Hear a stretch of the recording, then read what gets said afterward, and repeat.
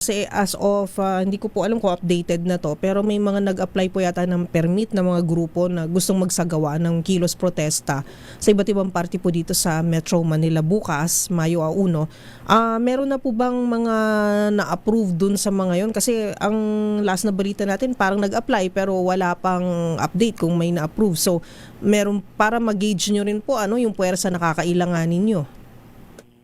Tama po, Ma'am Karen. Officially po, nakita po o natanggap ng NCRPO po na approved na magrarally po. Ito po ay sa Marikina Local Government Unit ang nagbigay.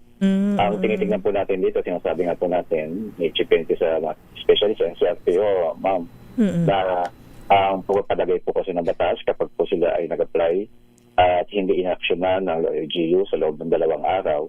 Ikatlong araw, ito po ay pagpapadagay natin na deem approved po kasi.